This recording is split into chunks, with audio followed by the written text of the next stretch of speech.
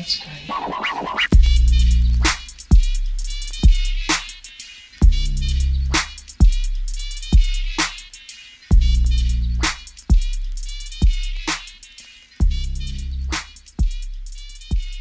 That's great.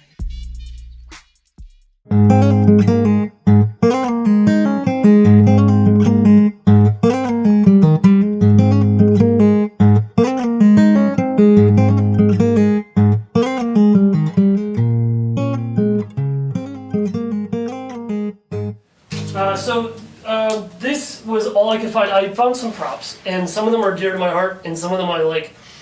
I honestly don't know if I can give them away because they're so important. But this one, I'm like, I love this.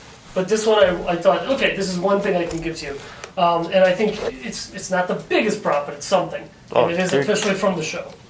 Well, thank you very much. I'll have to open this on camera. Trust me, like I said, anything would be amazing, and so I appreciate you doing that. I actually brought some goodies for you as well. Thanks. And it has a small cameo in the show, but I still think it's a great prop. A lot of this came to fruition just collecting things. That's how I got in contact with our mutual friend here. Mm-hmm. And I've just been trying to find different ways to kind of parlay that into a lot more fun stuff, you know what I mean? So this is definitely one of the first endeavors that I'm doing, so I'm definitely very thankful to come by. It's my pleasure. Ditto. So how are you? I'm good. Just got off work, and I'm probably going to go back to it when I get home. I'm grateful I have work at all. Very nice. Very nice. I wish I could tell you more about it, especially because it's stop motion, but I can't. But I can say it's fun. It's storyboarding, which is not my lifeblood, but it is something I can do, and I enjoy it. So it's something. And I've been working more this year than previous years, so it's been surprisingly a good pandemic for us. Very nice.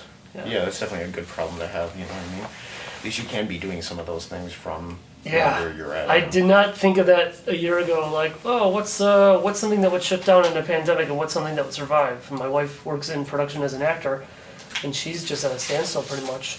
There's very low production, whereas I'm flourishing, so it surprisingly has kept us afloat. Yeah, your industry does have a little bit more open opportunities, while most actors are having to either go elsewhere or just staying in limbo, which is what a lot of the industries are doing now, unless it seems, and I'm definitely not trying to steer the conversation in this, but it seems like if, because this virus has become almost like politically polarized in many ways, I'm seeing a lot of other entertainers work, but it seems like they're just staying to red state tours or to certain places and having to migrate and completely change their whole plan of action, so they're able to work, but in really weird confines that are changing week to week, so it's very difficult. It's weird. And like I'm from Chicago, so my friends in Chicago are dealing with it very differently. My brother's in Florida, his situation is completely different. So it is very much, it sucks that it's politicized like this. But yeah, it's very much regionalized and all this other stuff, and I think we've got a good handle on it right now. It wasn't so in the beginning, but I feel like my wife is now on a production, I think they started up Young Sheldon, and she's on the lot again. She's on the Warner lot, and they're being very careful though, like extremely high precautions. So it's good, and it's temporary hopefully. So I think a year from now we'll be looking back and realize, okay, we did what we had to do. For sure. But seriously, I mean, I have to start by saying just thanks. Thanks for meeting up. I know it is crazy, and I know your schedule's got to be pretty busy. Inside and outside of the current project you're working on. So I very much appreciate you just coming by and shooting the shit, you know? That's awesome. You are totally welcome. And I talked to a decent amount of fans, but I gotta say you're one of the higher tiers. So thanks. Respect where respect is due. Well, thanks, man. Yeah, I find Moral fans to be quite interesting, but I don't know why. I don't know if I have a soft spot for like domestic abuse or alcoholism or Christianity or what it is, but there's something that definitely jives with the show well, and it's funny after so many years of watching it. It's something that I constantly go back to, and it's a really good It's a really nice gem, and I'm not alone in that. It's astonishing, actually, how many people you read online, their top 5 favorite shows or something like that, and Moral is consistently up there, despite what happened, despite critical acclaim from other shows. And for you, I mean, I can only imagine how that makes you feel and everyone else part of the show. But being someone who grew up with the show and loves it so much, just to see other people enjoying that and getting something out of it. And it's not to say that, the Cleveland show doesn't have something that people can get from, but I think Moral has that, has a lot of love at the center, and for them to glob onto any of these shows, for that to be the one is refreshing. Like, that's really nice to see, you know what I mean? I think that's a statement that a lot of fans will definitely defend. Like, so. You're preaching to the choir. I'm a huge fan. Like, it's one thing because I worked on it, but I was a huge fan of it from the first day they threw me on there. And I loved it so much. I read every script, because I just came on season 2. I wasn't on season 1. And I just fell in love with it from, like, what was the episode? It was the crack episode. And it's from season 1. Season 2, so episode 2, yeah? Yeah, basically, yeah, that was the one. And I was like, holy cow, this is special. This is really hitting me hard. And then, I mean, it left that ridiculousness of season 1 and became something so much more. And then by season 3, it was, holy cow. It's in the tier of, like, shows like BoJack Horseman and, like, good episodes of Rick and Morty and even All in the Family and, like, really heavy shows. Mm-hmm. And I thought I could work on this for 10 years and be totally happy. And when they canceled it, I cried. I mean, it hit me hard. Because I not only career-wise wanted to be a part of it, but I wanted to see that show grow. And we had such ideas. We were talking about this was going to happen. And I don't know, I just felt like, something died. Something actually died. So it was, I was a fan, and it is so humbling now to see that people like you and others online had no idea anybody knew what the show was. I thought it was dead and buried. And then Instagram changed all that. I was like, oh, people know what this show is? Holy cow, it's still relevant? That's cool. I had no idea. Yeah, for a lot of people, that first season, since it is so episodic, it's weird because it's a little bit of hit or miss, and you do have to have a little bit invested into the show, but dear God, does it pay off. And for the people that... it's interesting because, you mentioned Instagram, but there's a lot of younger people who are actually watching the show now. Mm-hmm. But it's very interesting to see the older people who attach to it and still very much love it because they stand by it. I think they're happy with it. I think they're equally as sad as things were, as things went, but are just, I don't know. I think some shows, when they go through that same process, they don't look back on it in the fondest memories, and I think that's one show that even they can sit back and enjoy it. I think it all kind of is encompassed in that last scene where it's just like, you feel okay. Not many shows even get the chance to get that last scene. You know what I mean? So that was a lucky break. Yeah. That episode, so I wrote that episode completely, I wouldn't say completely different, but it was a very different ending. It didn't have that ending. It wasn't supposed to be the last episode. That was just another episode of season 3. Mm-hmm. And Dino and I, we went back and forth, and then it ultimately became what it became. And then we got the axe, and we found out we're not going to be able to do our full season. So we had to cut like certain episodes that completely. Like there's this one that takes place in prison with Sculptum called Raped, and it's about her and the relationship with her and Mr. Creepler. That's just gone. You'll never see that. And we had to find a way to basically make a final episode. And I'm like, well, how do we do that? And it ended up being that one because of certain elements that were set in place, because it is mostly about Orel and his father. That's the biggest theme. So we just snuck in that last scene at the really almost the last second. And it's the best we could do. The only sad part I see is that we could have done it. I mean, I see at least 4 more seasons, but we didn't even get to finish the full season. However, they didn't just cut us cold turkey. They did say, all right, we'll let you do, I think they said 7 episodes more after they cut us, because Alone was the 3rd one. So it was like a total of, I think, 13 episodes that season. But it was still 13 out of 20 that we had planned. So that was the only sad part. But we still got to kind of wrap it up nicely. I don't know if it's just because of my own personal background with alcoholism and things like that, but with hearing every possible plan and theory that, you know, Morel was supposed to do or could have done.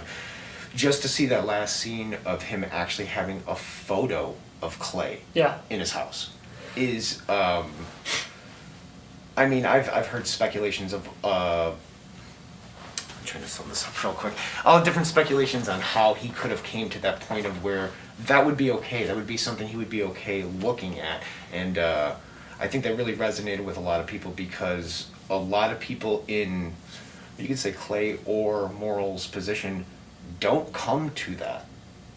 They might not even have a chance to come to that, let alone coming to that mentally and being okay with that and moving forward and, you know, finding things of acceptance or forgiveness or whatever it may be. So I think even though fans obviously felt that sting only on a small level compared to, you know, people who were intimately connected with it, I think just still seeing that was,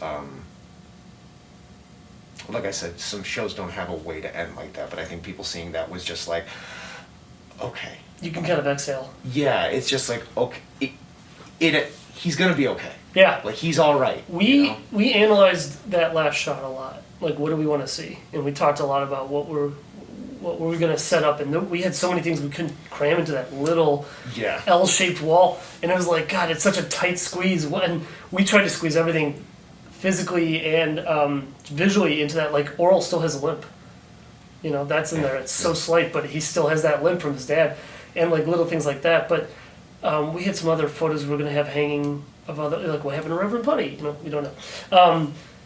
We even talked about, like, having, I think, something from Stephanie on the wall. But, yeah, having his father and mother together and the fact that they're still married and they're miserable was important. And we discussed that. And I can't say we. It was mostly Dino's idea. He's the brilliant one. I just kind of ride his coattails sometimes. But I was there for that conversation. So we talked about it. And he thought it was important that they were together and miserable, and it's a great example. And you're right, it's forgiveness. Orel learns forgiveness and is still the better man. He's way better. He's a vast improvement to his father. And there wasn't no, like, he didn't carry any of the jadedness. It wasn't like he has a chip on his shoulder that we can see of any kind. You know, it's not like he went the way of his dad like some of us do. It was purely just, nope, he remains his good, sweet self.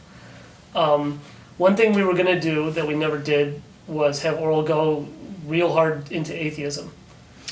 I've read the Goth phase and a few other things, which is very similar to a lot of people who are in that position. So I think a lot of fans, when they read that, they were like, this would be amazing to see this character development in every which way he would have went within those shoes, because I mean, there are so many different ways that character could have gone before getting to that point of where he's accepted forgiveness or moved on, or you know, and does what he needs to do.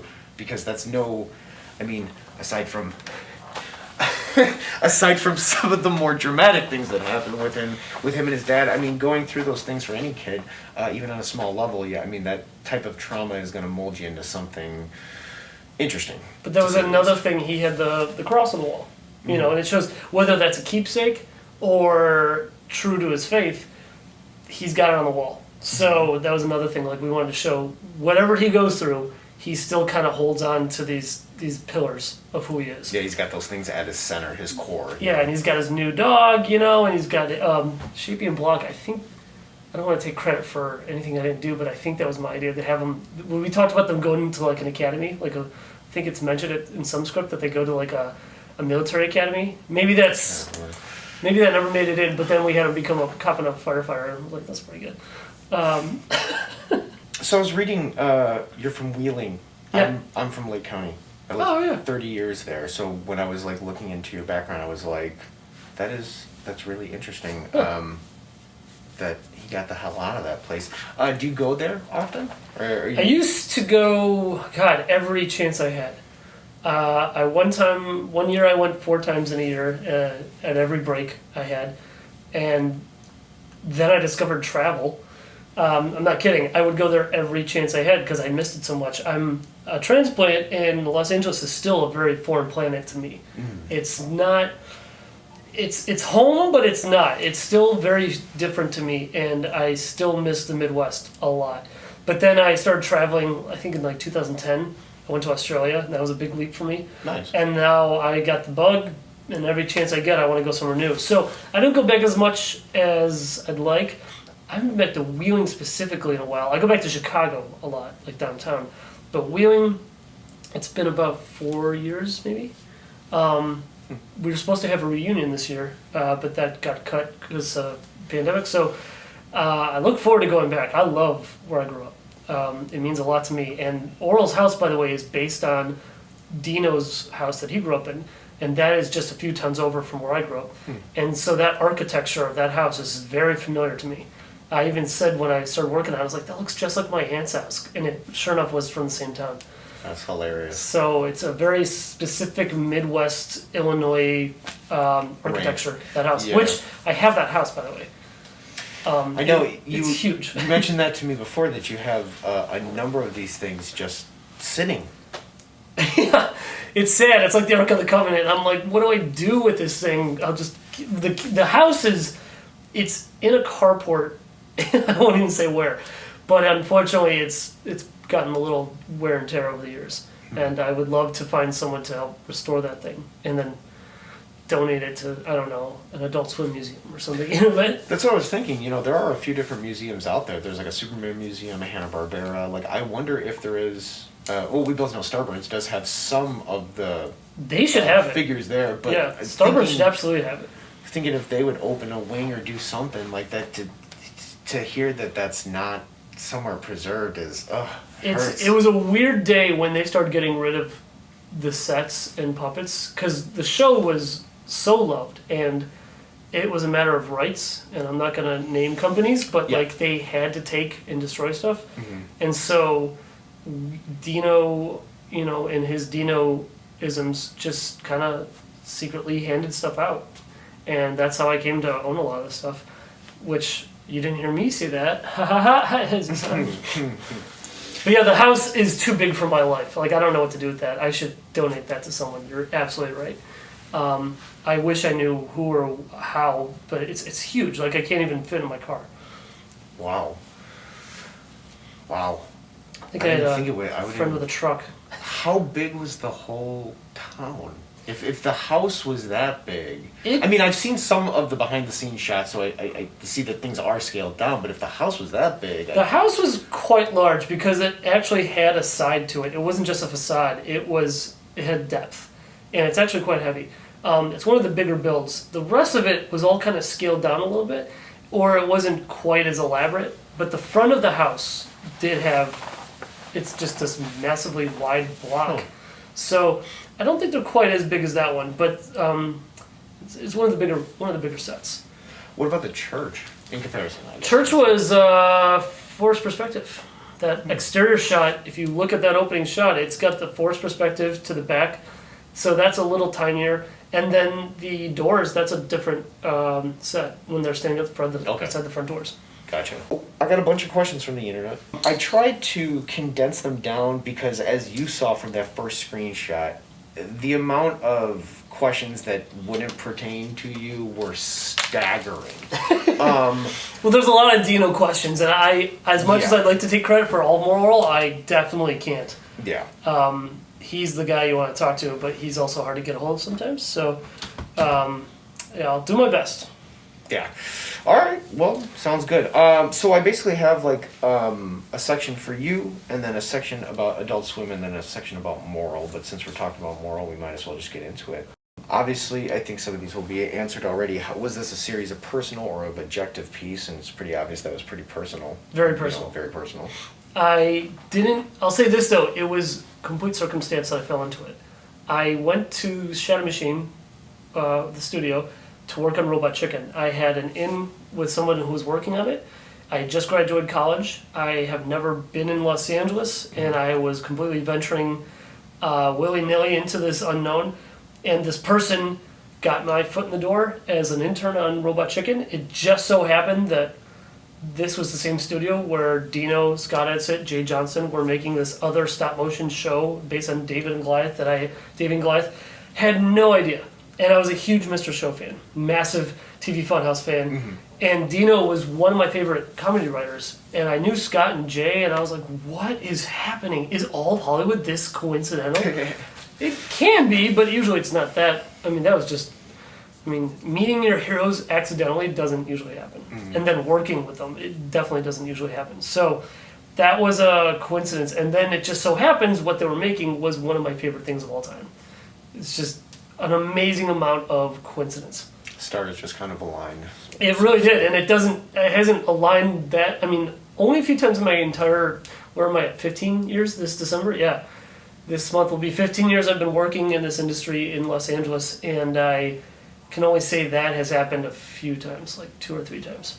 And you've worked on some pretty big projects, so it definitely does, speak for the ones that you do hold dear to your heart. Yeah, I mean, it doesn't say it's been bad or anything. It's just when it's just perfect. It's like great crew, great fun, good project. It even pays well. Like, what else do you need? Like, just happy times. That's almost impossible. Yeah, but when it does happen in this industry, that's when little gems do happen. Whether it's The other example is the Lego Movie. Like, that was a little window in time that we all knew we were witnessing something very special.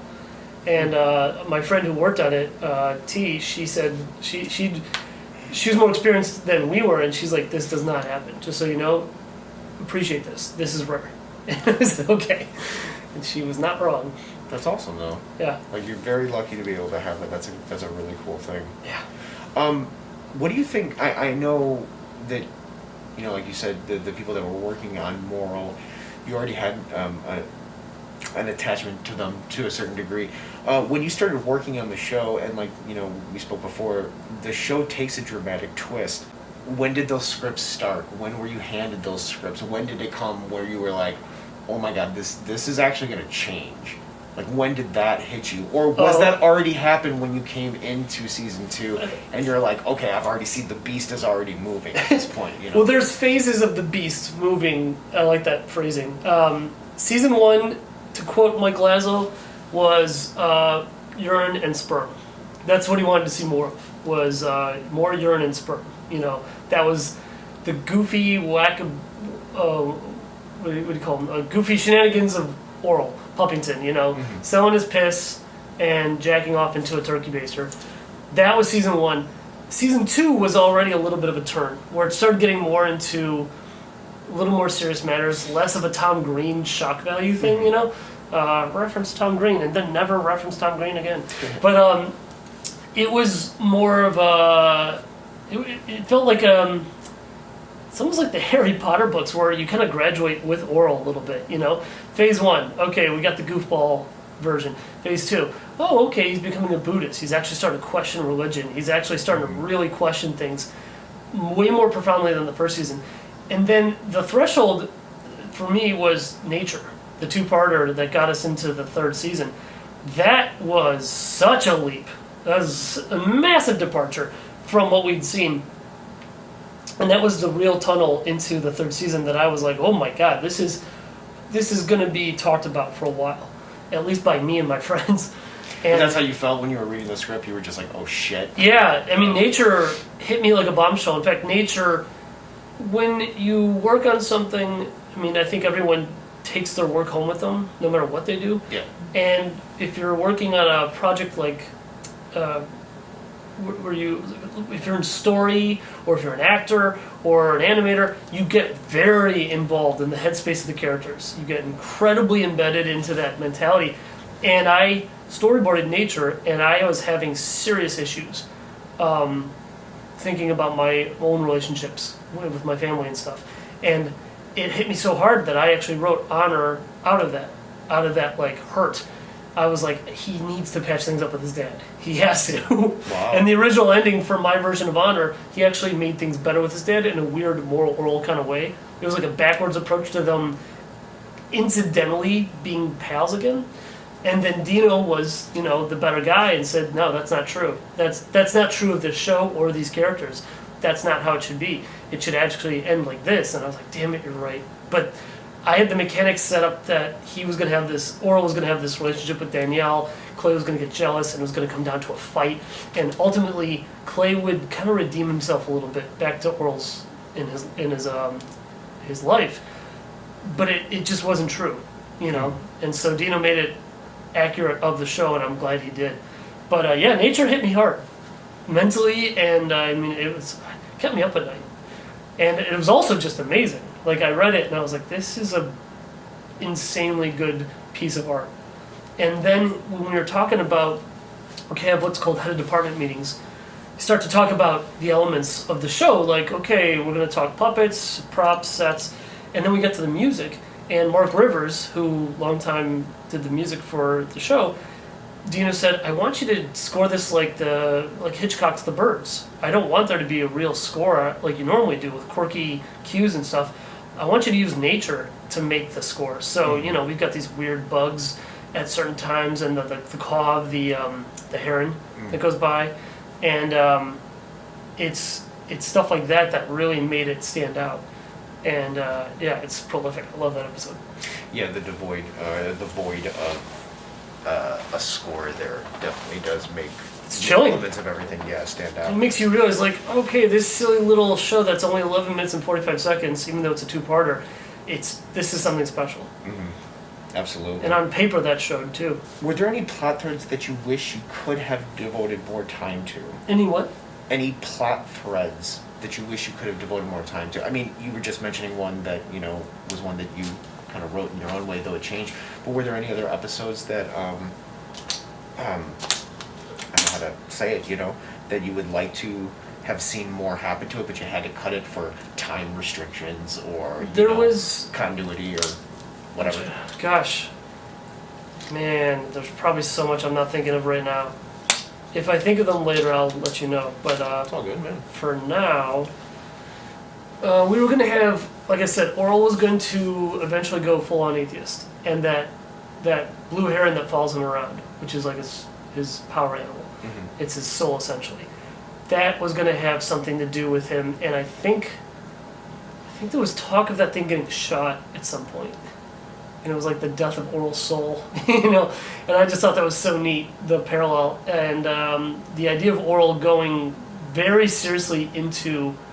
It wasn't going to be like a one-episode silly special where he goes atheist. It was going to be like a season, like a whole arc where he really goes through the emotions, but then ultimately comes back to his faith. And I thought that was really interesting.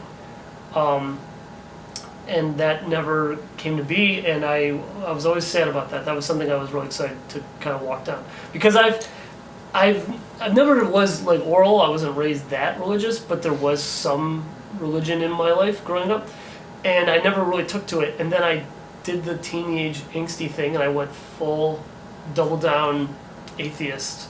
And it wasn't just I'm an atheist, leave me alone. It was I'm an atheist and F you if you're a Christian. Like, it was like really nasty.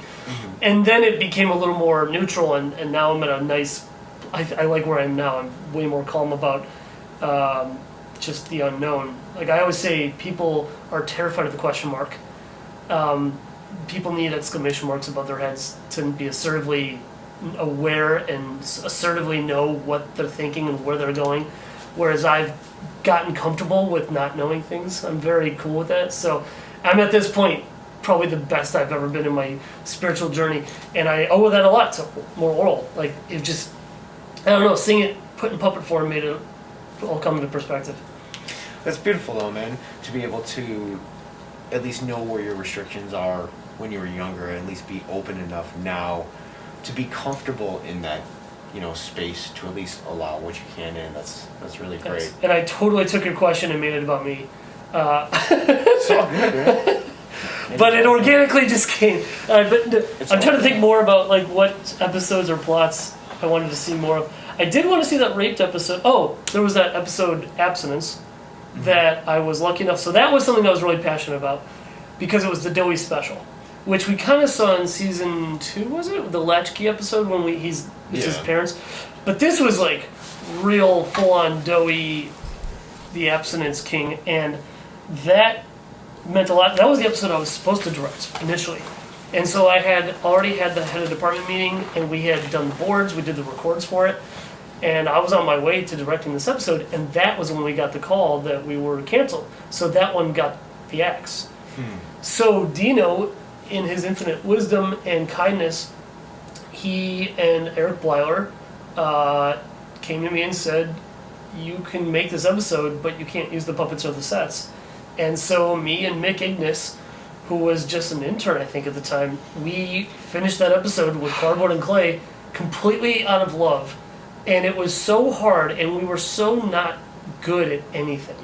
And we just put in the time, and this was on top of me working on Robot Chicken, so I'd work Robot Chicken for a full day, and then I'd jump on this and work till like 4 in the morning, and I was sleeping at the studio. And Blauer just said, the studio's going to be on like a hiatus for like 2-3 months. You have this amount of time to finish it, but you have to treat it like a real production. And so that episode, I loved it so much, we finished it, and it was online, it did its rounds, and then I think Turner took it down. But it's still somewhere out there. Yeah, it still floats around. That's an insane story. That is awesome.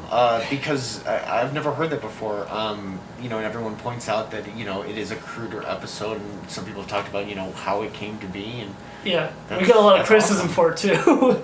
People are like, why does this one look like crap? And it's like, well, it's those boxes, we got those from a grocery store nearby. They were free, and they were in the back. And the clay, we just had the clay. Mick made those with a few helping hands.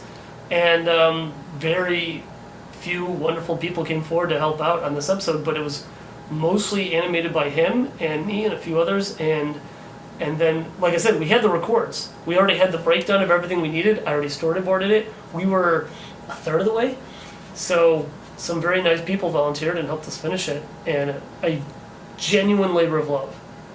And it came out, there's a few fuck-ups, but it's pretty good overall. I think it's awesome, and I think most people see it after they see the show. Yeah. And I think with everything that's being said, and I think most people who love this show don't give a shit.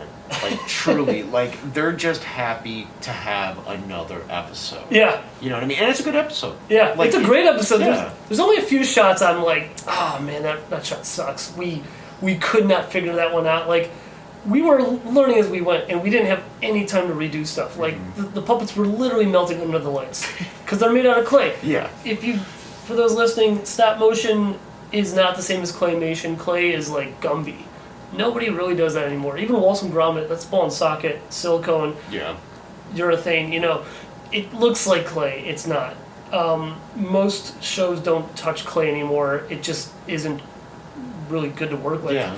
But that one was, because we had no other means to do it. And so we even had like a puppet cook under the light. And like, I wasn't a DP, I didn't know how to light anything. And here I am dicking around with lights at 2 in the morning with like music playing, and I'm like, what am I doing? And I have no idea what this light does. I key, pepper, flood, I vaguely know this stuff from college, but yeah, I wasn't a lighting crew, but here we were trying to make the best of it. Dude, all things considered, I think it's really great. I think anyone who's judgmental on it isn't looking at it from a fan of the show by any means. You know what I mean? And I take the criticism with a grain of salt. Thank you for putting in those extra hours, because like I said, that one extra episode is a nice thing. I found that some time after I saw the show. Mm-hmm. It was, what is this? It was like freaking out. I thought it was great. When we talked about the lightning in the bottle moments in my career, that was one of them. Yeah. Like, the studio just happened to be on hiatus. Dino just happened to be who he is and said, yeah, go for it. And, like, Blyer and every hand on deck was just happened to be there to allow this thing to happen. And I'm like, what a stroke of luck. That's awesome. Favorite character from the show? Do you have one? Let's say outside of Moral. There's a character that's became an ongoing joke. I mean, a lot of the show is inside jokes. There's so many little snippets that only make people who worked on it laugh. But I think it's called Mr. Shruggington. He's just, every once in a while they cut to this guy and he just kind of shrugs and I think we finally gave him a name and called him Mr. Shruggington. And then in Abstinence, the joke that I love was the postman named Mr. Arm and Sleeve, and he's just a paper arm that just slides in and slides out with a slide whistle. That's about the dumbest thing I've ever seen, so that makes me laugh every time. Very nice. Very. Are there any Easter eggs, fun stuff that fans still have not yet to find or pick out? Or there's connect. You know what I mean? I don't follow, like, I don't hear what fans are saying as much. Mm-hmm. I don't check Reddit or anything like that, although I should. So I'm not sure what people have found, but I would imagine there's a few, because there's a lot of little, mostly written jokes, like book titles and things like that. The one it became more obvious, but I'll just tell you the backstory of this one. There's one called Joke to Come. So the joke was, in the storyboards, I would always go to Dino and say, okay, so there's an opportunity for a joke here. What are we going to put in here for, like, I think the original one was like a magazine or a moving truck. I think it was a moving truck. It was when Christina was moving away. And I said, well, we have to name the moving truck. It has to be a joke of some kind. So what do I put there? And he's like, just put Joke to Come. That means we'll think of it later. And then later I was like, okay, so it's like, I got to do the boards. I got to finish. What are we doing? And he's like, what if Joke to Come was the joke? And so Scott was in the room. Scott came up with the idea of the clown with binoculars looking for the joke, and a bunch of kids like sitting around waiting, like looking at their watches, like, when's this joke gonna arrive? And like, so that became an ongoing thing. And I think there's Joke to Come magazine, which we used again later when Orel's like hiding behind a magazine. I think there's a Joke to Come, I think there's like a third reference, but that was one. And then in Honor has the cat hanging from a tree, and it's the hanging there baby, but we did what was it? It was gonna be Nice Work, Sherlock Lax. I'm mixing it up now. It's Nice Work, Sherlock, and then it was Smooth. That's right, Smooth Move, Laxative. I'm totally butchering this. So the joke was like a 3-part cat hanging from the tree. It was like hanging there, baby, Smooth Move, Sherlock Laxative. Like, we put 2 stupid phrases together. I think it became Smooth Move, Sherlock Laxative. If you look at Honor, the cat in the poster, it's almost like a telling of the cat falling from the branch, and with these silly phrases all smushed together. And I don't think it's even funny anymore now that I've destroyed it. But anyway, that's something to look for. Right. There's tons in that show. There's so many little written jokes if you just pause it. Oh yeah, I'm thinking I got another one, but that was Frank and All. That's another one. Yeah, the book titles are definitely a big one. Those ones always stand out. They're always pretty silly. Yeah. Do you have a favorite song from the show? I know everyone loves the soundtrack. Everyone, fell in love with Mountain Goats after that. But was there anything that you stood out music-wise that you enjoyed from the show? I'm a huge fan of Mark Rivers and his music. Mark wrote the theme for Mr. Show, and he's done so much more than that. But he is all over that show, and I'm trying to think. I love his singing voice. He's got a good, bouncy voice, and he's also a voice actor on the show. And I'm trying to think, he's got a lot of good hits on that show. The one that grabbed my attention, I don't know if it's my favorite, but the one that grabbed my attention, it was like season 1, it was the black metal. I think it might have even been the pilot. It was the black metal song where it was like, bow down to Jesus! Yeah. And I was like, that's cool. I've never heard that before. I gotta go back and rewatch these shows. It's been a time and a half since I've watched it. And what's great now is I can actually watch it and I actually don't remember what's going to happen next. That's good. Which is hard to get to. It's really hard to get to that point where I'm like, I actually forgot I did this. That's good though. Yeah. A lot of you could probably watch it on so many different passes and get just so much out of it. Yeah. For how much you've had invested in it.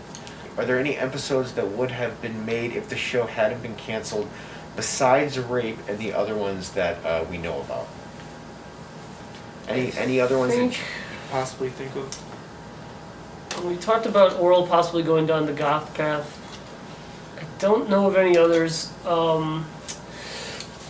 Once upon a time I did know the rest of the slate, but I can't unfortunately give a full answer. I don't know anymore.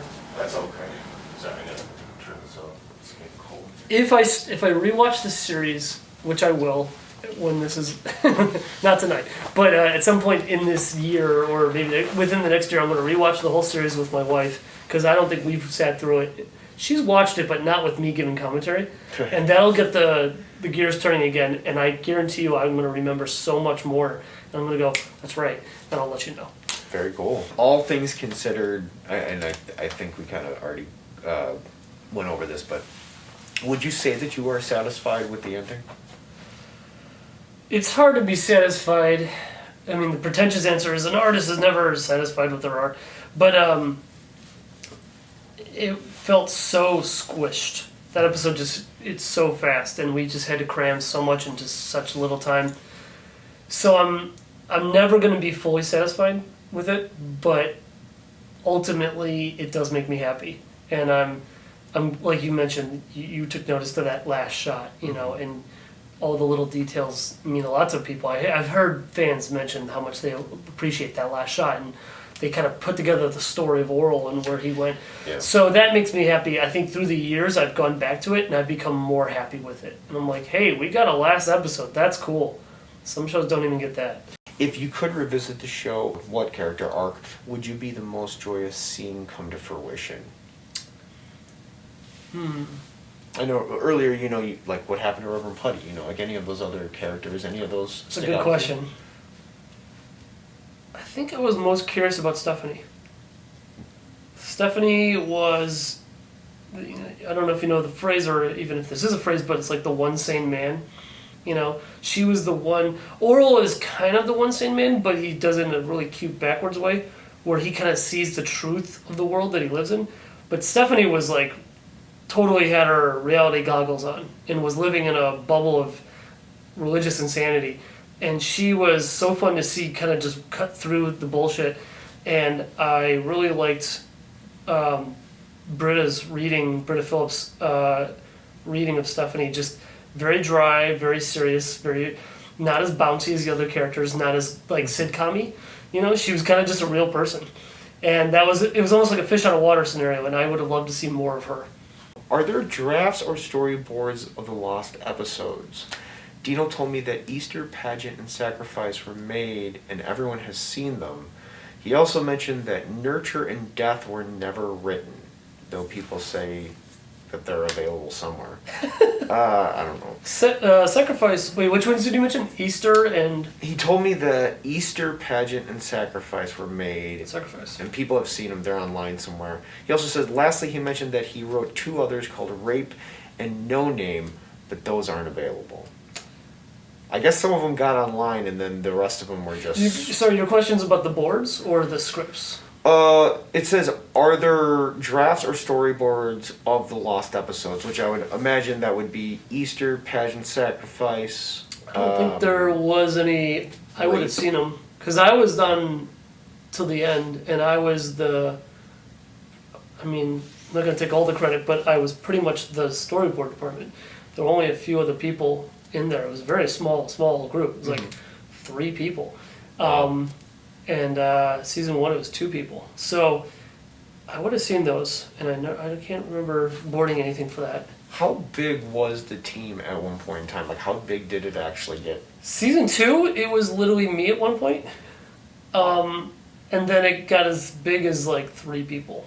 It never went past that. And occasionally we would have interns help out with like, this is how old the show is. We used to literally cut the script out with scissors and tape it onto the storyboards of paper, no computers, and Xerox it. That was our process. This was all pre-computers. Nothing was boarded on Moral Orel with computers, except the occasional Frankensteining of drawings in post, like the editors would actually kind of like construct stuff on occasion, or do like a moving camera shot or something like that. But everything else was done just with paper and pencil. It was pretty rough. So the team, I'm trying to think, season 1 when I came on, I came on season 2. Season 1, I believe, was 2 people. Season 2 when I came on was me and Ron Noble, and then there was just me, and then it was Chris Pluschek came on, I think, end of season 2 or start of season 3. I can't recall. And then there was just one other person. It was, I'm trying to remember the names, but it was small. It was a very small department of storyboard artists, and our turnaround was real fast. That's a very small amount of people working on that. Yeah, I mean, it was, I don't want to take all the credit, but I don't remember too many other people in their department. It was a very small group, and I would just take the script and read it, and then go to Dino's office and be like, all right, let's talk about it. And then we'd sit there and try to come up with jokes, and I'd do punch up with him, and it was great. Him and Scott and Jay and whoever else was around. Just silly time, huh? It was a good time to be funny, or in my case, try to be funny. It was good. Did they have to rebuild all the sets and characters for Before Orel, or were they still intact or able to be filmed with? I think they actually had to rebuild everything Oh, okay. from scratch. What they might have had in storage was the molds. They might have still had the molds for like various puppet heads and bodies. I can't recall completely. I wasn't as hands-on for Before Orel. I was a gun for hire for the boards for that one. And I was an assistant animator on that. I just didn't want to leave. I was really keen. And I was actually thinking maybe at this point in my career I would turn the ship towards animation. And because that's what I moved here for, was to be an animator. And I thought maybe this would be my opportunity into that. So they threw me a bone and I got to be an assistant animator on it. And I was so grateful for that. But I wasn't as involved with everything as much as the previous seasons. So I don't know all the details of where everything came from, but I feel like if they had anything, it would have been the molds. But I'm pretty sure everything else came back, or just was completely made from scratch. Would you personally be open to a crowdfunding whatever for a revival or short film similar to Before Orel? Where you could possibly explore the concepts of Christian Goth Orel? Or is this not possible because, on here it says because AS owns the rights, but as you mentioned before, they might not own the show anymore, so... Well, this is where I'm going to make a lot of fans, possibly including yourself, none too happy. I do believe in killing your darlings. I think sometimes you got to say goodbye, and it's best to not try to revive them. Sometimes. Animaniacs came back, and holy cow, it's amazing. But, like, it doesn't always happen. Yeah, You know, yeah. a lot of times things come back, and you're like, ooh, this is, it's Pet Cemetery, you know? It was better when it was alive. So I don't know if bringing back Orel at this point would be a good thing. I definitely wouldn't do it unless Dino wanted to. It's definitely on his shoulders. If he ever called me up and said, we're thinking of getting the band back together, are you in? The answer is yes. I would definitely jump on that if it was offered. But I also question it because I kind of think it ended well. Like, the fan base is huge. The shows are the episodes are still good. I don't know if it'll get better than the way it is. You know, it's a hard thing bringing back something that is beloved, and if you can't get it just right, and sometimes it's an impossible task. You know, it can't be done because you just have this image of what it is, and it's better than it could ever actually be. Yeah, understandable. So that's a tough one. This show made me feel weird and empty inside. I liked it. That was a comment from somebody else. Good. Given the opportunity, would you work with Adult Swim again? Yeah. Yeah? Yeah, absolutely. I liked we worked with Weinfeld and Laszlo, and Ollie Green was great. And I'm trying to think, Ollie was amazing. And I'm trying to think who else we worked with over there. But yeah, it's a good team. And I gotta say, sometimes the notes came back from them and we were like puzzled by them. We're like, really? That's your note? But then sometimes their notes were outstanding. Nick Weinfeld's notes were really good. He gave really good detailed notes that sometimes I would question, and then the more I thought about them, I was like, that's a really good note. Okay, you are paying attention and I should listen to you more. So yeah, I trust them to know a thing or two about what they're doing. Are you at all upset that Adult Swim requested that you make the show darker and then immediately canceled your show for following through on their request? No.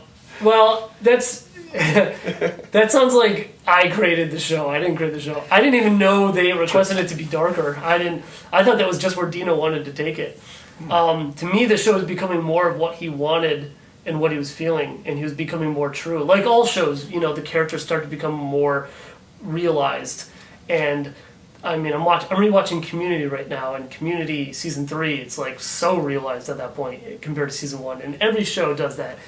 Season 3 for Moral Orel was just really starting to get to what I think the stories Dino really wanted to tell. I don't know if that came at the request of Adult Swim. We were, however, beefed by or cheesed or whatever food product. We were upset that they give us the note that they wanted to go back to season 1. They wanted to see more of the goofy shenanigans of Orel, and it was like, well, we did that. Like, that's over. I think animated shows today, not just animated shows, but animated shows are so good now. I think a lot of it's partially due to Moral Orel, but I think Dan Harmon's really good at this. He knows when to kind of move forward. Like with Rick and Morty, they could spend a season on something, or they could be over in an episode with the same plot. BoJack did the same thing, you know. Oh my god, I love that show. And BoJack could easily spent a season at his family's cabin. Instead, he, after like one episode, leaves it, and we're done. And we've gotten really good at kind of moving past the gimmick. At least we're better at it. And I think when we got told, go back to season 1 tactics, we kind of felt like we were doing the one-trick pony thing. And it's like, we did that trick. Let's do some other tricks. So I would have loved to have seen how much further we could have gone with the darkness. That would have been sweet. It always feels a little unfulfilled, you know? There's always that sense of like, oh, what could have been? It never got exhausting. You know, we never did that thing where a show goes way too far, 7 seasons, and we're like, we don't care anymore. Like, we never got to that point. We get the opposite. We're just hungry for more. But I still think it's kind of satisfying to have hunger than being too full. How did you get this good? Okay. That's the question. I actually work hard and stay in school. When I got the question, I actually asked him. I was like, you know, I'm gonna admit my ignorance here. Is this a joke I don't get? I was like, is this some sort of inside joke or something? Is this a line from a show? Is this like from one of my relatives? They're like, hi, it's me. No, I what I got from people was, you know, they've seen the work that you've done in a number of different projects, and I think they're just like, how do you get this good? Like, see, I don't think I'm very good at all, so that's very humbling. Thank you for the question. I don't have an answer because I don't think it's true. I assume the question, well, you can interpret it in many ways. Good as in my drawing skills or my ability to float around and get these various jobs. It can be taken many different ways.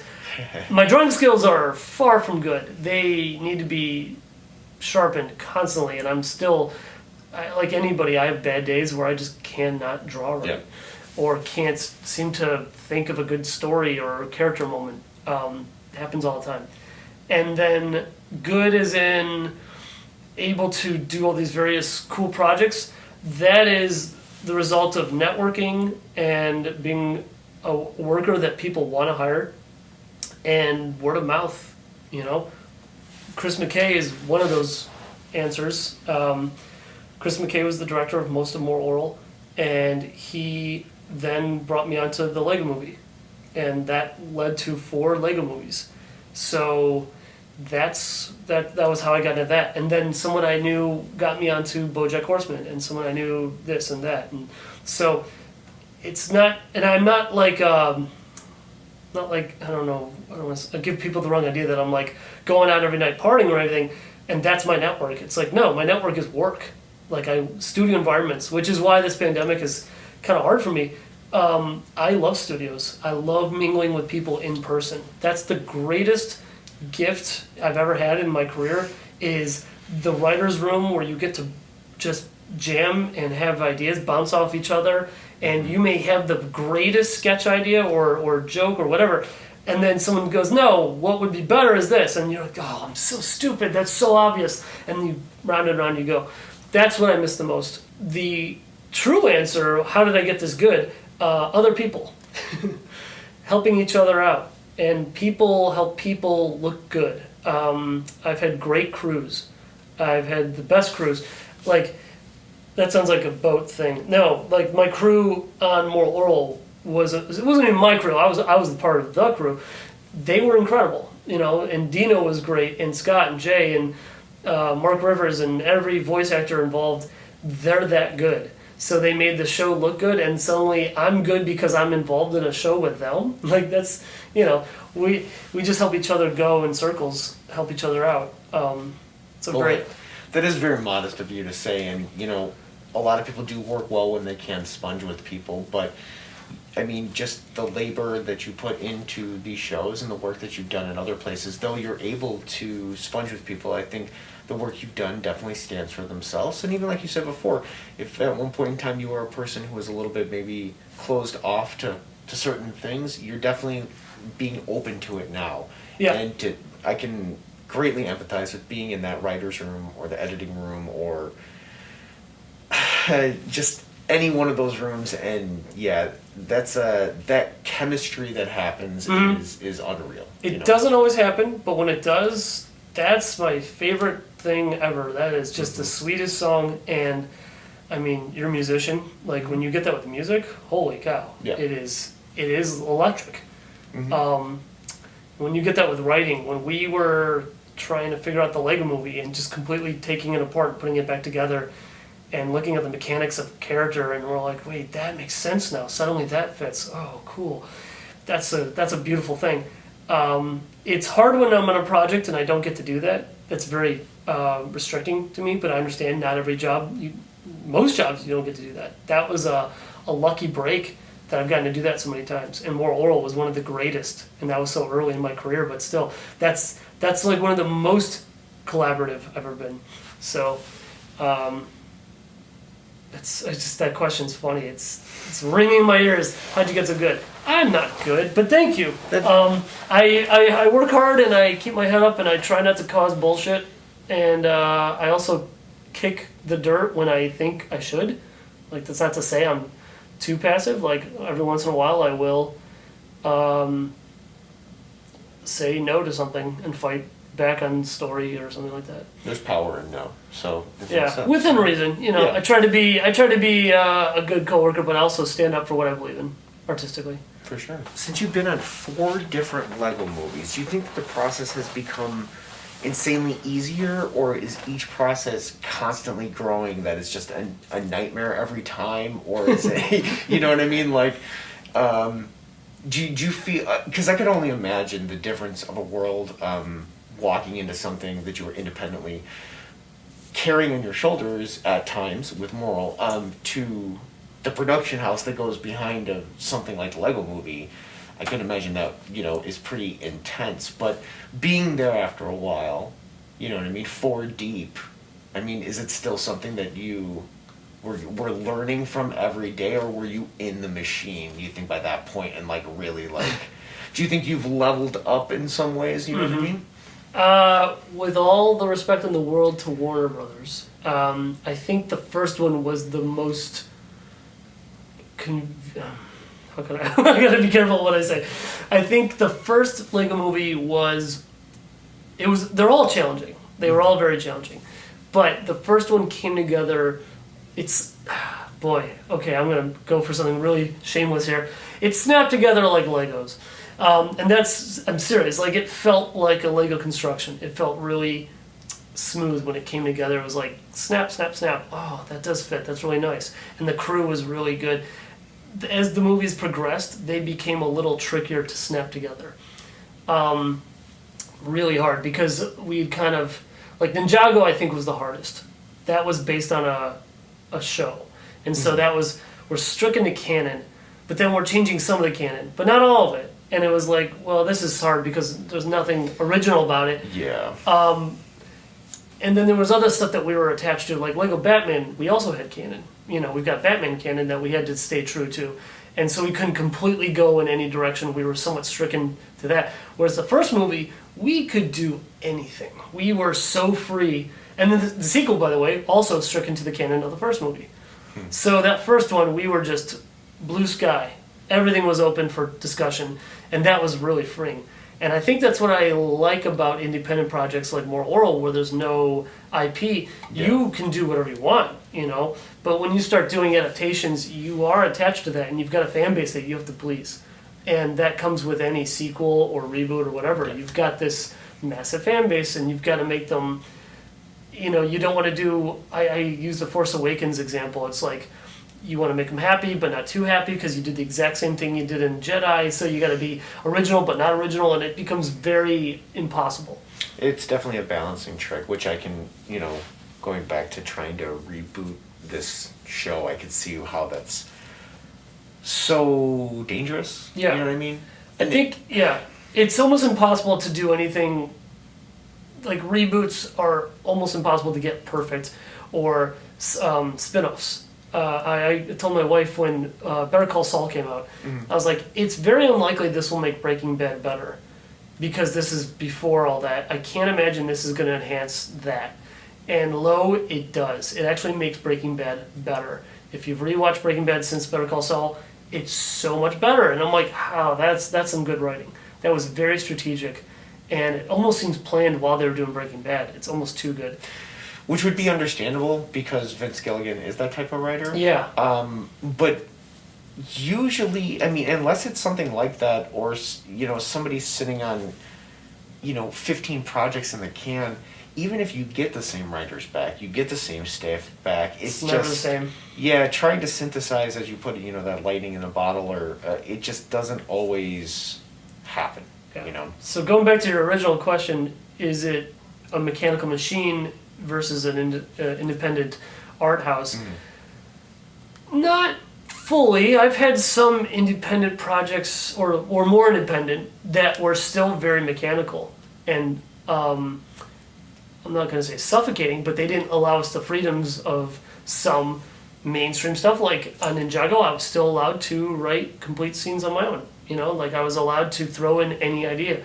Even though we had the canon, we were stricken to it, they trusted me to kind of come up with jokes and little moments and vignettes. That's awesome. So there was still some freedom. So I think it's case to case. I can't really say the big mainstream ones are bad and the little independent that are good. It's not that simple. I'd say it's much more gray than that. They usually don't give people who aren't good at what they do the freedoms to do that on movies like that. Yeah, it's nice to be given that chance, and it came with a lot of people that knew me for years. Like McKay and I have been working on and off on projects for almost 15 years. So That's awesome. The last thing I worked on him with was at Universal, and again he was like, "I trust you, go." I was like, "Shh, that comes with experience."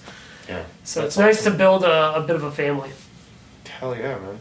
I honestly cannot wait to work with him again. He's one of my absolute favorite people to work with.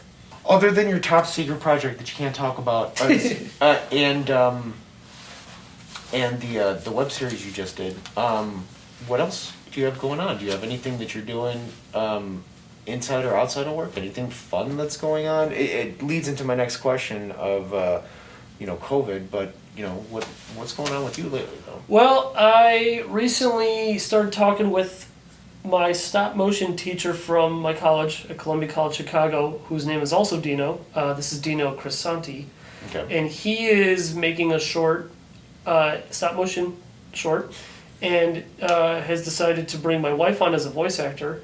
And then we brought on a friend of ours as a voice actor, and it's only 2 characters, and now I'm helping out with that in some capacity. Nice. I'm not even sure how, but I'm involved in that to some degree. And so that's a short film, very short, that we're just doing on the side. And then on top of that, I'm very passionate about sketch comedy. Always have been. I've loved sketch comedy since I was 4. I grew up on Monty Python and the Marx Brothers and all that. And vaudeville, love vaudeville. So anyway, I'm trying to find a medium that works for me with quick turnaround to do my own my own sketches animated and put them online. Nice. So I've been writing sketch comedy for years. I used to write in a sketch comedy group in Los Angeles, a couple, and I thought, why don't I animate these? So I'm going to start to really put in the time and start animating my sketch comedy. And who knows where that's going to go, but that's something I'm very, very passionate about. That sounds awesome. Is there more plans for the series you're doing now? Oh, the puppet show thing? QuaranTV. No, that's done. That's 1, 2, 3 and done. And there's probably more places I could go with that, but that was kind of like an exercise of, like I was saying, my love of sketch comedy. Yeah. Even though it was a talk show format, I snuck in a few sketches here and there, and it was kind of the thing that got me really jazzed about getting back into stop motion. I'm very passionate about stop motion again, and I took a little break from it. I really thought I would pursue 2D animation and try to make that my home, and just in the past year. It was literally this pandemic and that experience that made me realize how much I missed stop motion. And so now I'm working on this short on the side. I'm working on this project that I can't talk about, which is my full-time job. And now I'm thinking maybe I'm going to start pitching shows primarily to be in stop motion. That would be wow. So I have a lot of shows. That's the ultimate goal. Is I want to be creating my own shows, and I have pitched in the past, but nothing's really connected. And I'm now getting really excited about that again. I'm starting to put together my decks and my pitch books and all that, and I'm thinking stop motion is my new angle. It's becoming very personal, and it's not just I think that'll sell. It's like, no, I want to see this. I cannot wait to see this. Well, there is a community who loves it. There's a void of it. I think there's always something there. And I think with your experience and the love that you've put in other projects, from my experience, that kind of shit sells itself. You know, you can try to pitch whatever you want and try to put a bow in it, but I think if people look at what you do, I think that would be really exciting to see. That could be some really cool shit. And I would make hopefully some Moral Orel fans happy. They'd be like, all right, well, it's not exactly from the creator of Moral Orel, but it's from the crew, and I definitely want to carry I'm not carrying Dina's torch. That's impossible. That's his torch. But I do have a love for that genre. Mm-hmm. I do love edgy, but not gratuitous. You know, I like smart comedy, but I also like controversial. You know, so these are all things I want to carry for myself. Nice. So whatever I make, if I get to, it's going to be somewhere in that wheelhouse. How much easier is it animating what look like paper cutout mouths compared to the puppets with more realistic looking mouths? Okay. I wish I could answer that. I am not technically an animator by trade, even though I work in animation. I don't know the answer to that. My guess is it's easier. The mouths come on a sheet, and they have, there's stickers on one side, and you just take them with tweezers, very carefully place them. Try to not have them slide across the face, kind of keep them centered. That versus, that's interesting, because, okay, so I was the director of Frankenhole for 2 seasons, and I was told by the animators that they liked those mouths, because those were more like marionettes, where they could actually open and close their jaws. I was told that that was pretty fun, and it didn't require a whole lot to get all the expressions. Like, they didn't show their teeth and move their lips. They didn't really have lips, so it was a matter of fact of like opening, closing, the occasional tongue, and then you get a little jaw movement, and they said it was really fun to get that lip sync going. So I don't know which is easier, but I know it was enjoyable. A lot of responses from the animators. They were like, this is a lot of fun. Those paper doll puppets were, ironically, the paper doll puppets couldn't move their jaws, but they were really lightweight and easy to move, and you can get a lot of expression because they were like ribbon bodies. Okay. Yeah, the animators seem to like them a lot. But I'm not sure which is easier. Was there ever a challenge of properly animating what the actors were saying? Did you ever get something, you know what I mean? Like, Yeah. it might have been a mouthful or something like that. You're like, I can't, cue it up. I don't think it was ever a challenge, but there's lip syncing can be tricky, but I wouldn't say, I don't know, challenge makes it sound like it was not possible. On Frankenhole, we had a character based on Heinrich, or it was, I don't know what the character's name. It's based on a kid from The Bride of Frankenstein, and he just kind of had a mush mouth of just words. You just kind of go, but you can you could try to sync that up. I think the animator did a great job. I forget who it was, but I don't know if it was a challenge. I think it was more fun than anything. In what frame rate was Moral Orel animated in? Was it at a constant frame rate, or did it vary? It also says on here, I remember Orel's personal projects being lower. Yes. Is there a specific frame rate you think a stop motion animated should keep to so that it's consistently finished on time, or is it just a matter of team size? That's a good question. Okay. I don't want to be quoted on this because I should know this and I'm embarrassed that I don't. Well, you mentioned before 12 frames. 12 frames is rough. What you do is you shoot at like 24.95 or something like that Yeah. on 2s. So you're basically doing 12 frames for a second. 12 movements.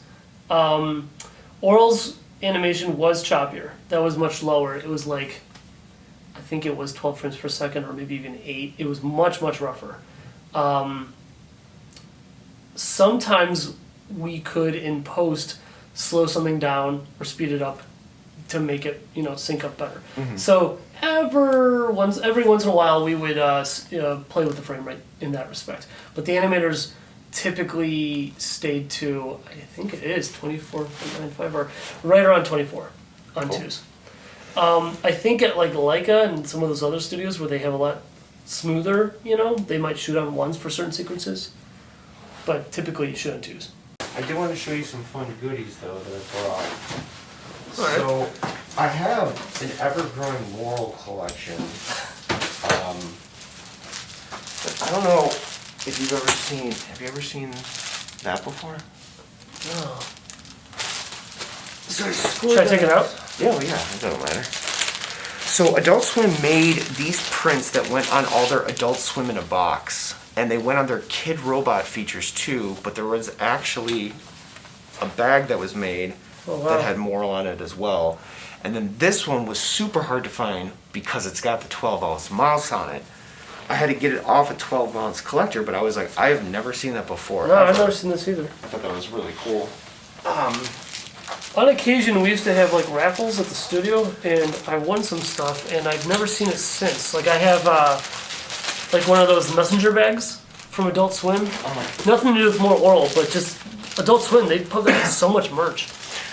Yeah, it's insane. Well, here are the 3 copies that I told you I would get for you. So these are for Holy you. cow! Thank you. But That's this- amazing. I can't believe you found those. This Tom was actually responsible for finding me this, Wow. which he found an extra copy at Starburns. This is just a bullshit fucking bootleg. This is from Australia, which when they made the sampler boxes for Adult Swim, Moral Orel wasn't in there. In the pilots, but on this one it was. Holy and then cow. in the other countries, this is USA. This is region 2, which is just slightly different, Yeah. as you can see. But the same ones you got of 1, 2, and 3 actually were different, even though Dina said that they were edited.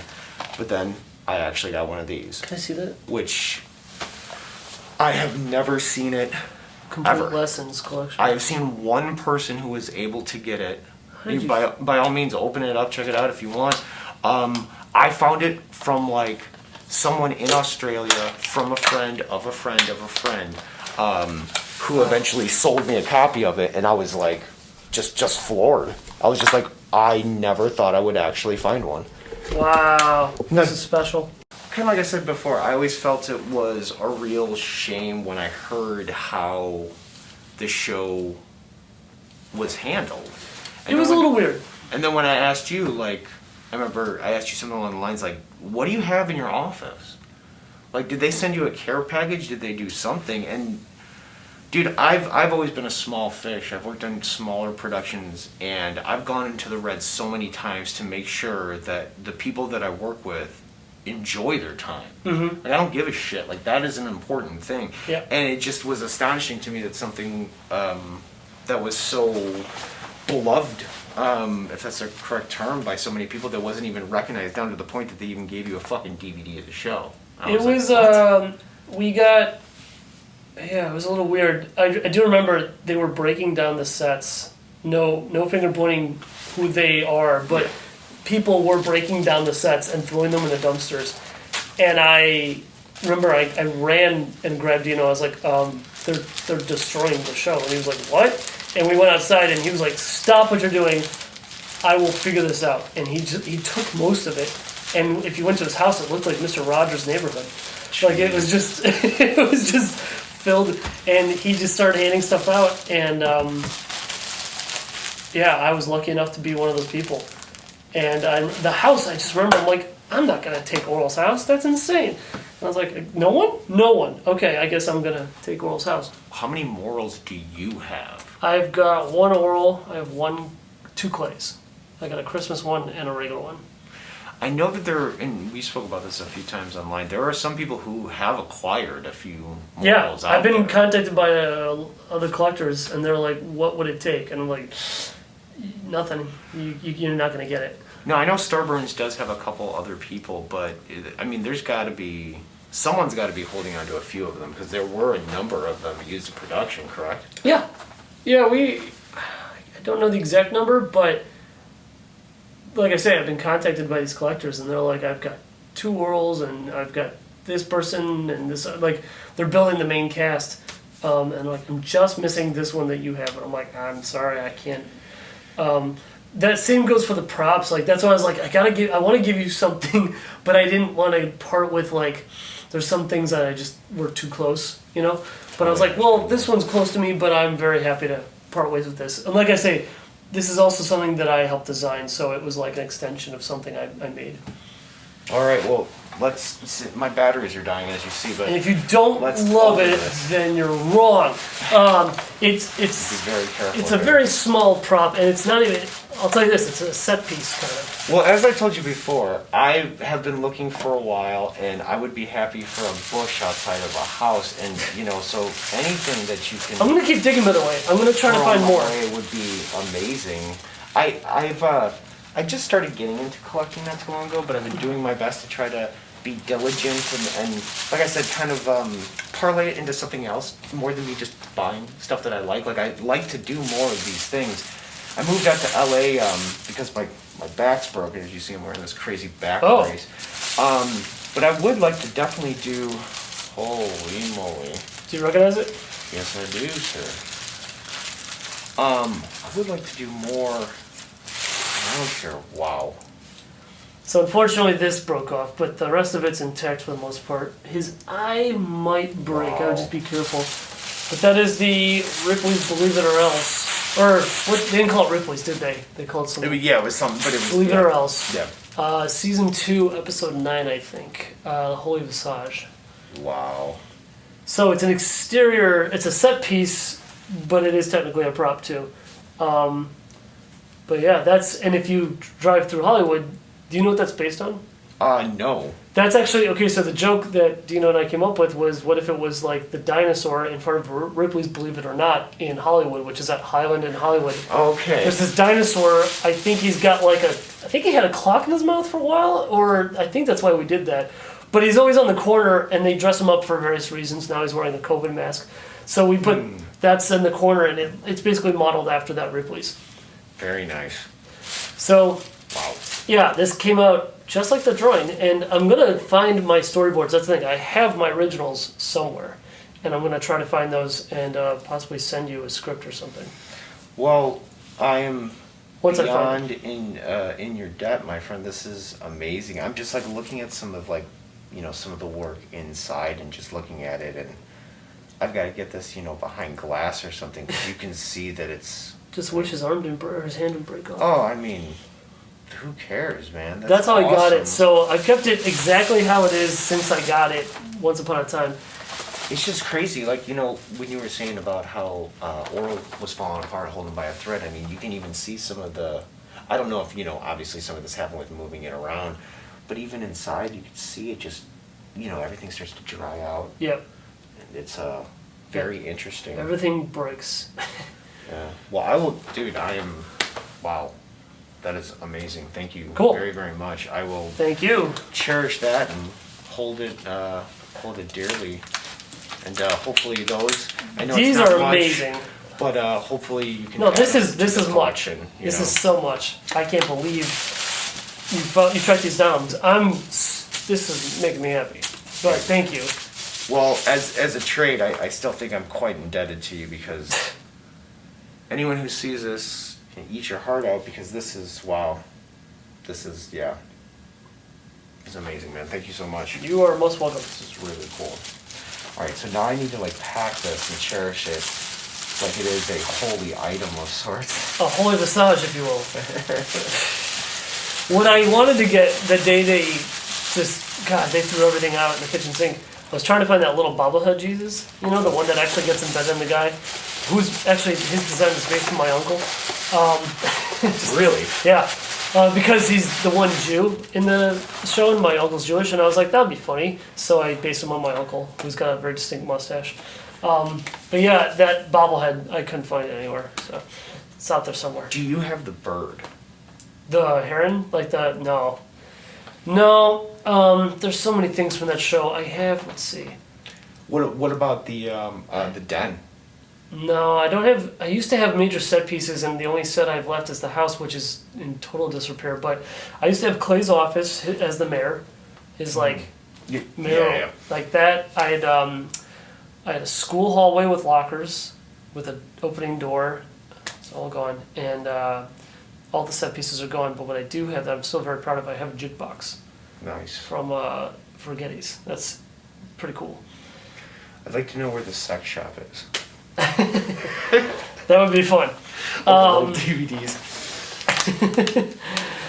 Yeah, that was a fun one. God, I cannot wait to watch these. Thank you so much. Cool, man. Well, thank you very much for being here. I'm gonna have you fucking put your John Hancock on these if you don't mind. Yeah, cool. Here, I'll put these down. All good. All good. Amen.